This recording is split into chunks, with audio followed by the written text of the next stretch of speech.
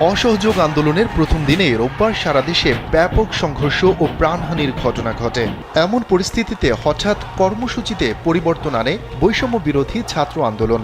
একদিন এগিয়ে আনে তাদের মার্চ টু ঢাকা কর্মসূচি।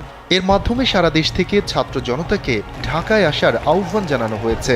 বলা হয়েছে এটা হবে চূড়ান্ত লড়াই। শিক্ষার্থীদের এক দফা আন্দোলন মার্চ টু ঢাকা কর্মসূচির প্রতি পূর্ণ সমর্থন জানিয়েছে বিএনপি। আন্দোলন সফল করতে দেশবাসী সহ বিএনপির নেতাকর্মীদের মাঠে নামার আহ্বান জানিয়েছে দলটি। একই সঙ্গে অন্যান্য রাজনৈতিক দলকে নিজ নিজ এলাকাতেও আন্দোলন চালিয়ে যাওয়ার অনুরোধ করেছে তারা। শুধু বিএনপি নয়, আন্দোলনরত শিক্ষার্থীদের মার্চ টু ঢাকা কর্মসূচিতে সংহতি জানিয়েছে হেফাজতে ইসলামও। ছাত্র জনতার এক দফার আন্দোলনে দেশবাসীকে সমবেত হওয়ার আহ্বান জানিয়েছেন সংগঠনটির আমির আল্লামা শাহ মুহিবুল্লাহ বাবুনগরী। সংবাদ মাধ্যমে পাঠানো এক বিবৃতিতে তিনি বলেন, দেশের ছাত্র জনতা সোমবার এক দফার ঢাকা চলো কর্মসূচি দিয়েছে। এর সঙ্গে একাত্মতা পোষণ করে দল মত নির্বিশেষে সবাই ঢাকা চলুন। এই কর্মসূচির প্রতি সংহতি জানিয়েছে চরমনাইপন্থী রাজনৈতিক দল ইসলামী আন্দোলন বাংলাদেশও। রোববার দলটির মহাসচিব অধ্যক্ষ হাফেজ মাওলানা ইউনুস আহমদ এক বিবৃতিতে সংহতির কথা জানিয়েছেন।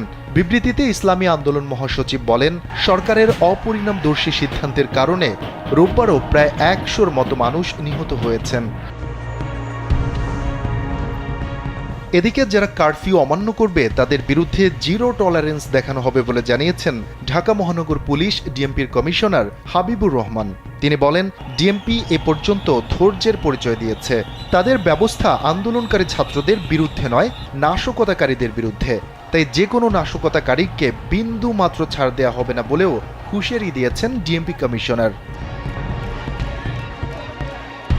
সেনাবাহিনীর পক্ষ থেকে জানানো হয়েছে, আবারও দেশের আইন শৃঙ্খলার অবনতি ঘটায় অনির্দিষ্টকালের জন্য কারফিউ জারি হয়েছে।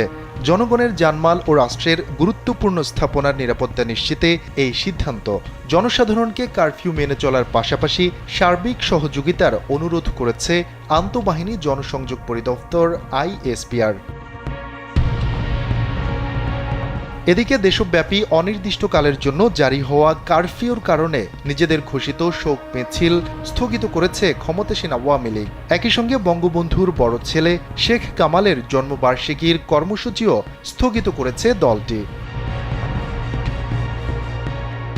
এমন পরিস্থিতিতে ঢাকায় ঠিক কী ঘটতে যাচ্ছে তা নিয়ে শঙ্কায় দেশের মানুষ।